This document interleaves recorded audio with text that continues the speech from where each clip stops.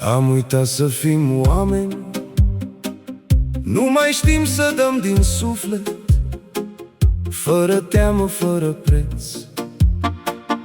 Punem ziduri între inimi și ne pierdem în dispreț.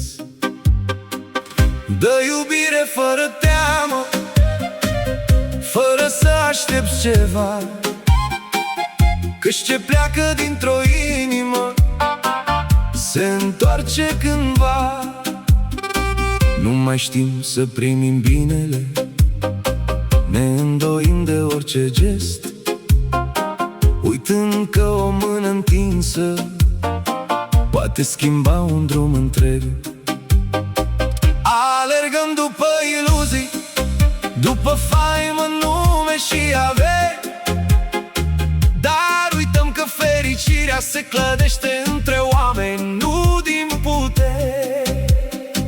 Primește dragostea curată, nu o alunga ușor, fiindcă viața e mai frumoasă când primești și dăruiești.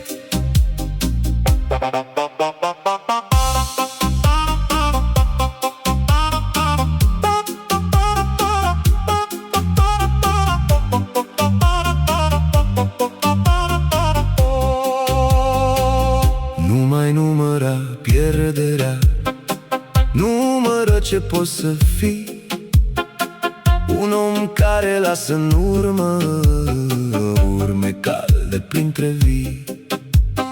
Nu averea ne definește, nici a lumii strălucit glas, ci iubirea ce rămâne după fiecare pas.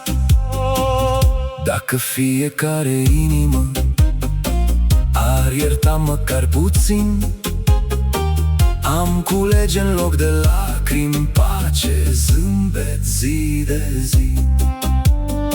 Lasă-ți inima deschisă, nu trăi privind înapoi, că speranța prinde viață când alegem să fim noi.